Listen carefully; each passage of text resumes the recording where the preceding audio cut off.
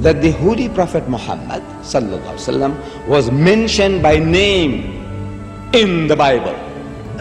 I have read the Bible through many times.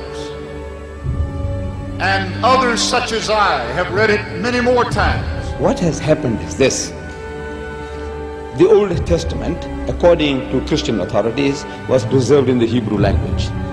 In the Old Testament, in the Song of Solomon, chapter 5, verse 16, in the Hebrew language, it reads, Hikko mamittakim vi kullo Muhammadim zahdudi vi zahra'i bainat Jerusalem. Song of Solomon, chapter 5, verse 16. The word Muhammadim is Muhammad, im, I-M-im. Im is a plural of respect in Hebrew. You see the first verse of the Bible, book of Genesis, chapter 1, verse 1. It says, in the beginning, God created the heavens and the earth. The word God in Hebrew there is Elohim.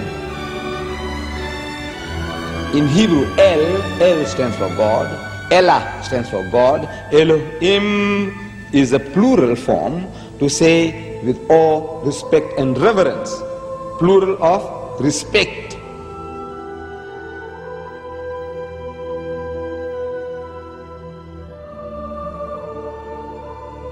The word is there in the Hebrew language. In the original, what they call original, it's there. But they have translated that in English as altogether lovely. So this beloved of mine is altogether lovely, says Solomon. You can't associate with the word Muhammad. You read it 1,000 times, altogether lovely, altogether lovely. Or let's say in another language, the praised one, the praised one. Muhammad means the praised one. But he said the praised one, the praised one. You can't think that he's talking about Muhammad, though Muhammad means the praised one. You have no right to translate names of people.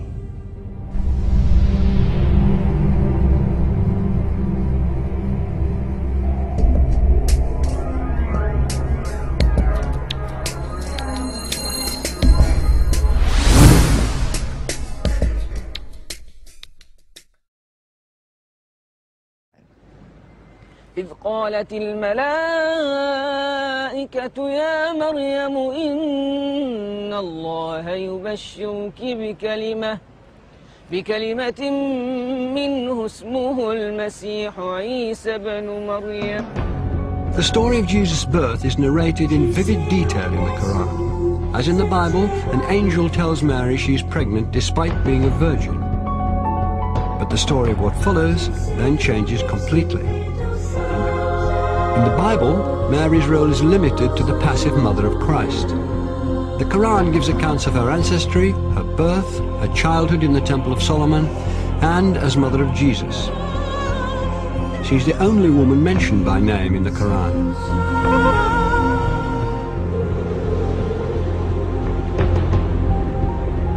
The ability to talk as a newborn child is one of many miracles not recorded in the biblical account of Christ's life. We have more sayings in the Islamic tradition about Jesus than you'll find in the Gospels themselves.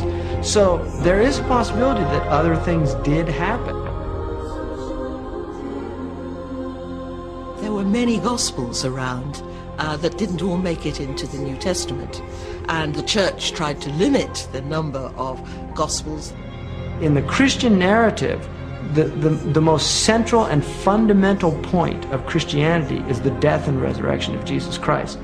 Well, Islam basically denies that. وقولهم إنا قتلنا المسيح عيسى بن مريم رسول الله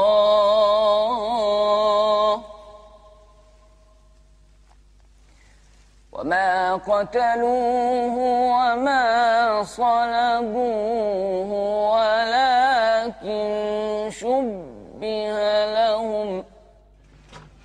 To find the story of Christ's crucifixion and resurrection being changed is too much for some Christians. J. Smith is an evangelical Christian who spent 25 years studying Islam. is dedicated to disproving the Quran's version of Jesus' last day on earth. If Jesus were to come down to Speaker's Corner, I would imagine he'd get up on the ladder like I'm going to get up on the ladder. And what he would say to Muslims specifically is he would probably confront them with what they've done to him, what their scriptures have done to him, not them personally, what their scriptures have done to him by taking away his divinity, by also suggesting that the greatest act of history, the most sacrificial act that anybody has done, to die for mankind, God himself to die for that which he has created, has completely been eradicated, has completely been thrown out of their scriptures. The essence of Islam is submission to the absolute, to the divine. And that's where salvation lies, in submission to the divine, or at least a recognition of the divine. In Christianity, salvation lies through the acceptance of the blood of the Lamb. That is a completely different narrative than the Quran is giving. Who's right? Well, the Quran says, you make your choice here, and I'm going to let you know in the next world. In the Quran it says that on the Day of Judgment, God will actually ask Jesus Christ, did you tell the people that you were God? And Jesus says, you know what I said, you see everything I say and do. I would never say that. Glory to you, transcendent are you. I would never say that. I have no right to say that. Why aren't you Muslim? Why aren't I? I'm a Jew. You're a Jew?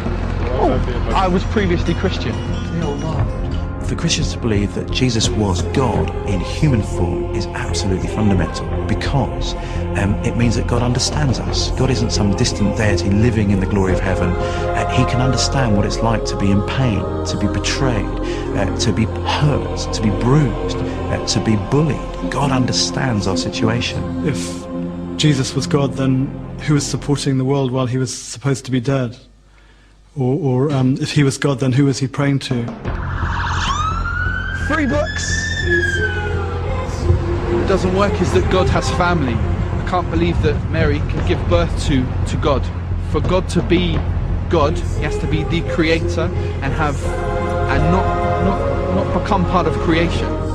Officials act that anybody has done to die for mankind, God himself to die for that which he has created, has completely been eradicated. But God is not bound in the frame of reference. He's the creator of time. Time is a creation of God. Matter is a creation of God. These are transient entities. Transient entities cannot come into existence by themselves. So when we talk about frame of reference, we must clearly understand that every time we ask questions about God in time, knowing the future, we have to be very careful in how we're defining this terminology. For God's knowledge of the future, of my future, is absolute in his domain. He knows everything, but he's not bound in the time where he is experimenting himself, for he's not bound in space, time, or matter. Those are created entities which he has put into it. So for me to put him into it would be also very wrong.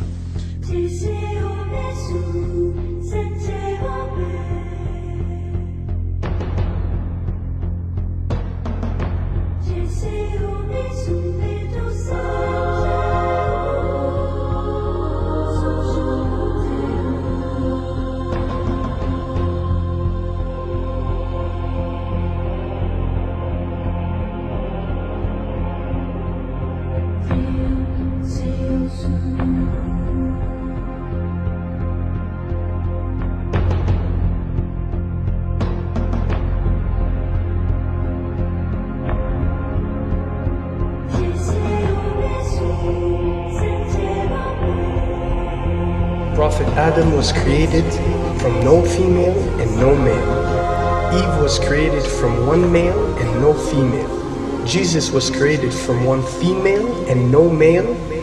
And all of us have been created from one male and one female. These are 4 examples for us to benefit from, to understand the divinity of our Creator.